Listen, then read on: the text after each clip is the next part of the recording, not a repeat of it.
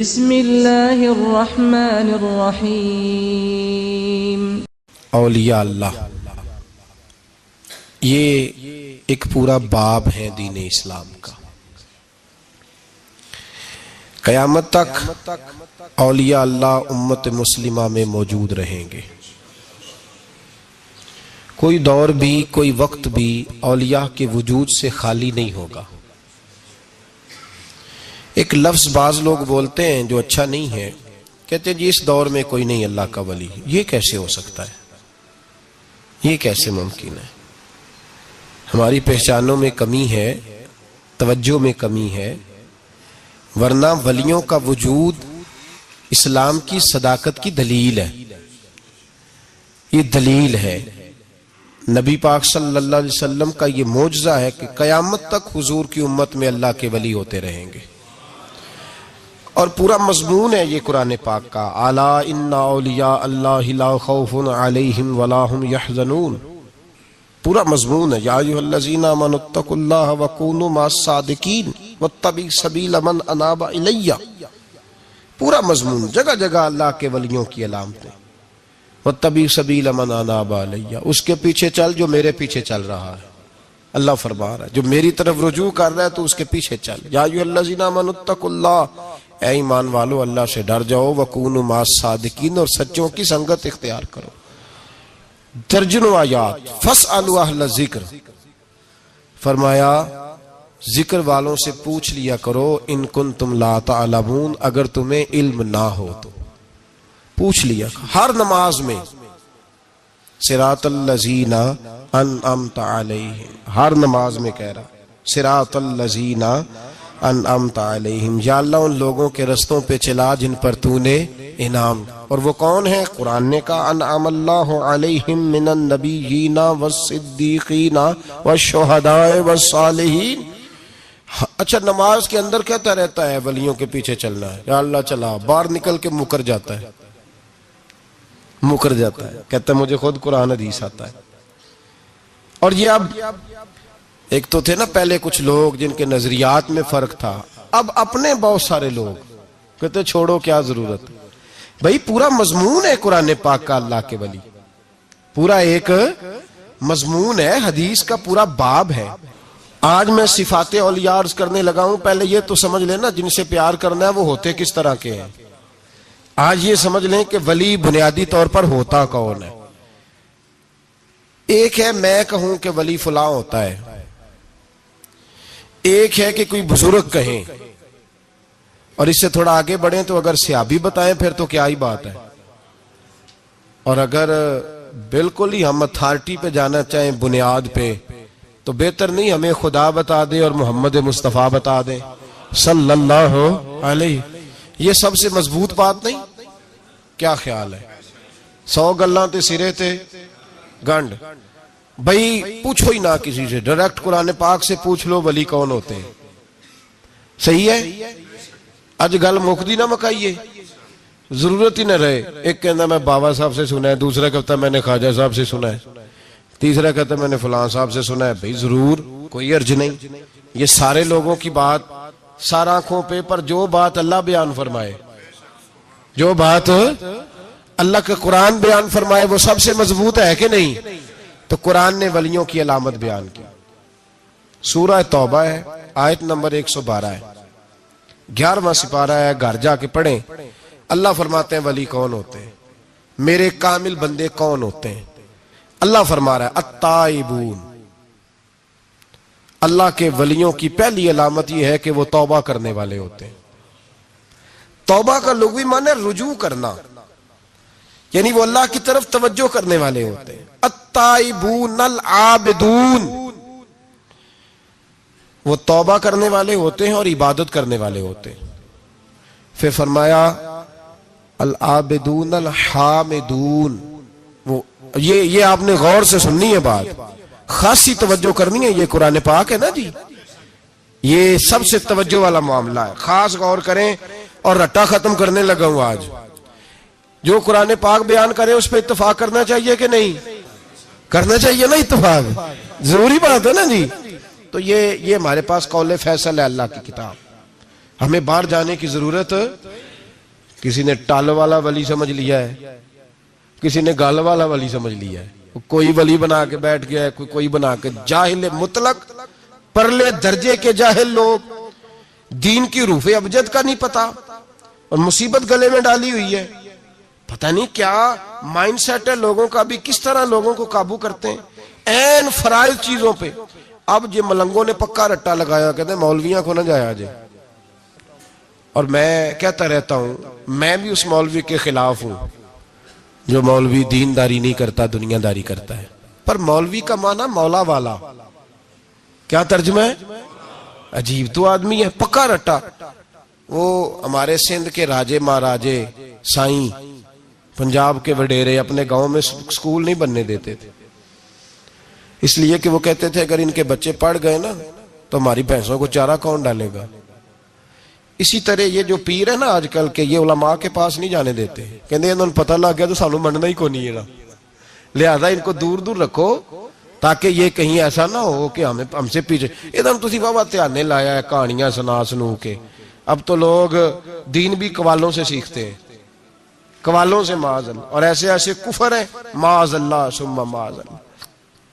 تو جو قرآن بیان کرے وہ ہمارے لیے سب سے بہتر نہیں؟ قرآن مجید نے کہا التائبون العابدون، توبہ کرنے والے، عبادت کرنے والے، حامدون، اللہ کی حمد کرنے والے، سائحون، روزے رکھنے والے. کون جی؟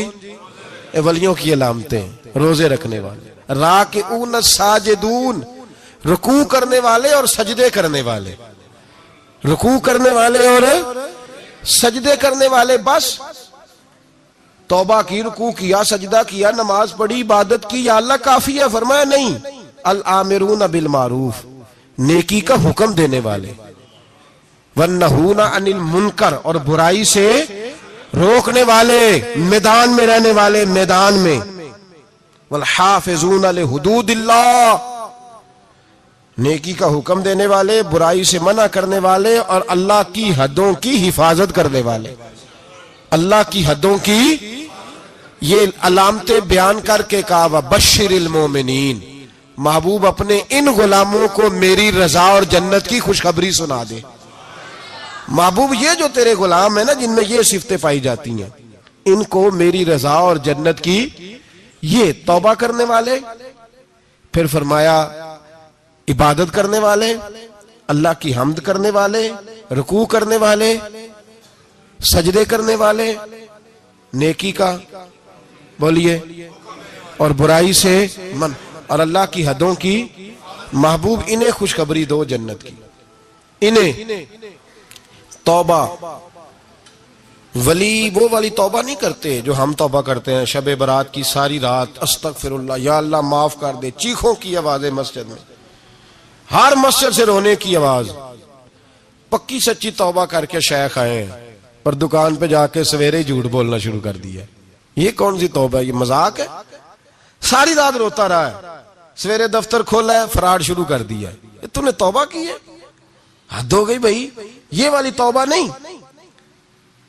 ایک توبہ میرے نبی پاک بھی کیا کرتے تھے. بھائی توبہ تو ہے رب سے رشتہ بنانے کا نام. میرے نبی پاک بھی ایک توبہ کرتے تھے. بخاری مسلم میں حضور نے فرمایا میں ایک دن میں 100 مرتبہ استغفار کرتا ہوں. اس کا کیا مطلب تھا؟ امت کو تعلیم دینے کے لیے. یہاں تو میری طرح کے بہت سارے لوگ جب گفتگو کرتے ہیں تو لگتا ہے اپنے آپ کو بڑا پرہیزگار سمجھتا ہے.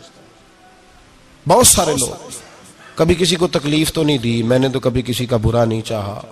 جب ہم بات کر رہے ہوتے ہیں تو صرف ہم نیک ہوتے ہیں. اللہ کے بندوں کا یہ طریقہ، ان کا یہ سٹائل نہیں، یہ طریقہ نہیں. حضرت امام احمد بن حنبل فرماتے میں غلام خریدنے گیا.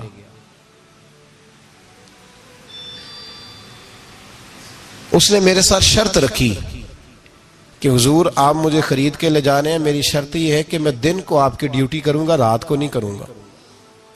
فرماتے میں لے آیا، گھر لا کے میں نے پوچھا تیرا نام کیا ہے؟ کہنے لگا حضور غلاموں کا نام نہیں ہوتا. کھائے گا کیا؟ حضور غلاموں کی چاہت نہیں ہوتی. جس نام سے پکارو گے آ جاؤں گا، جو دو گے کھا لوں گا۔ کہا کس کمرے میں رہو گے؟ کہا حضور غلاموں کے نخرے نہیں ہوتے۔ کہتے میں نے کہا پھر بھی یہ کمرے ہیں، پسند کر لو۔ ایک ٹوٹا پھوٹا سا کمرہ اس نے پسند کر لیا۔ امام احمد بن حنبل فرماتے ہیں میں اسے کام بتاتا پر اتنی محنت سے کرتا کہ کمال کر دیتا، میرے اشارے سمجھتا۔ ایک دن میں تہجد کے وقت اٹھا، اس کے کمرے میں گیا تو وہ توبہ توبہ پکار رہا تھا۔ سنو ولیوں کی توبہ، فرماتے اس کے کمرے سے چیخنے کی، یا اللہ معاف کر دے، یا اللہ معاف کر دے، اللہ معافی دے دے، تڑپ رہا ہے، رو رہا ہے۔ اور امام احمد بن حنبل فرماتے ہیں حال یہ ہے کہ اس کے کمرے سے لے کر آسمان تک نور ہی نور پھیلا ہوا ہے، نور ہی نور، اور وہ روتا ہے یا اللہ معاف کر دے، یا اللہ معاف کر دے۔ فرماتے ہیں میں سوچنے لگا معافی کس چیز کی مانگ رہا ہے؟ فرماتے ہیں وہ خود ہی بولا، اور معافی دیکھو بھائی، توبہ دیکھو اللہ والوں کی۔ کہنے لگا اے اللہ میں تیرا بندہ ہوں، تو نے زندگی دی، نعمت دی، آنکھیں دی، کان دیے، سانسیں چلائیں، بغیر مانگے سارا کچھ دیا۔ چاہیے تو یہ تھا کہ میں دن رات تیری بارگاہ میں جھکا رہتا، پر مجھے معاف کر دے۔ میرے اوپر امام احمد بن حنبل کے بھی حقوق ہیں، میرے مالک کا بھی حق ہے، اس لیے میں دن سارا عبادت نہیں کر سکتا، بس 5 نمازیں پڑھ سکتا ہوں، رات میں جاگتا رہتا ہوں تیرے حضور۔ اللہ وہ جو سارا دن میں عبادت نہیں نہ کر پاتا مجھے معاف کر دے، خدایا میری غلطی معاف کر دے، اللہ مجھے بخش دے۔ اور راتی ساری کر کر زاری، نیند اکھاں تھی توندے، فجر ہوئی گناہگار کا آون، سب تو نہیں، یا اللہ چاہیے تھا میں 24 گھنٹے سجدے کرتا، بخش دے، یہ میری خطا معاف کر دے۔ ساون کی کالی راتوں میں جب بوندا باندی ہوتی ہے، وہ راتوں کو اٹھ اٹھ روتے، جب خلقت ساری سوتی ہے، اور درویش کہنے لگے رات پوے تے بے دردانو، نیند پیاری آوے، درد مندانو یاد سجن دی، ستے امیان جگاوے۔ یا اللہ معاف کر دے، میں سارا دن سجدے نہیں کر پاتا، سارا دن لمبی نہ، معافی دے دے، یہ توبہ ہے اللہ والوں کی۔ امام احمد بن حنبل فرماتے ہیں فجر کے وقت وہ میرے ساتھ مسجد گیا، میں نے اس کا چہرہ دیکھا، میں اس کو کونے میں لے گیا، میں نے کہا جا تو اللہ کی رضا کے لیے آزاد ہے، جا میں اپنے حق معاف کرتا ہوں، مکان تیرے پاس رہے گا، کھانا تجھے ملے گا، تو آزاد ہے۔ اس نے کہا حضور ہوا کیا؟ ہوا کیا؟ ہماری تو خواہش ہے نا کہ بندہ اس وقت ملنے آئے جب میں تسبیح پڑھ رہا ہوں، کوئی اس وقت گھر پہنچے جب میں سجدے میں ہوں، لوگوں کو پتا چلے بڑا نیک ہے، بڑا نمازی ہے۔ اس وقت کسی کی نظر پڑے جب میں بالکل قرآن پاک پہ بیٹھا ہوں۔ فرماتے ہیں جب میں نے کہا نا تو آزاد ہے، تو کہنے لگا حضور کیا ہوا؟ فرمانے لگے رات میں نے تیری توبہ دیکھ لی ہے، توبہ دیکھ لی۔ امام صاحب فرماتے ہیں وہ پھر تڑپ کے رویا، سجدے میں سر رکھا، تو نے یہ کیا عجب کیا، مجھ کو بھی فاش کر دیا، میں ہی تو ایک راز تھا سینہ کائنات میں، میں سراپا مخزن راز تھا، میں رہا تھا مدتوں راز میں، یہ تیرا شوق کے دید کشاں کشاں مجھے بھی کھینچ لایا مجاز میں۔ اے اللہ پردہ ہی کھول دیا ہے تو نے، یہ عبادتیں، یہ توبہ، یہ ریاضتیں، یہ تیرا میرا راز تھا، اللہ تو نے پردہ ہی کھول دیے، مہربانی کر مجھے پردہ پوشی عطا فرما، اللہ معاف کر دے، مجھے پردہ پوشی عطا کر۔ حضرت امام احمد بن حنبل فرماتے ہیں سجدے میں اس نے بلند آواز سے اللہ اکبر کہا، پھر وہ گرا، اس کی روح پرواز کر گئی، پرواز کر گئی، چلا گیا، رخصت ہو گیا۔ یہ عاشق کا جنازہ ہے، ذرا دھوم سے نکلے، محبوب کی گلیوں سے ذرا گھوم کے نکلے۔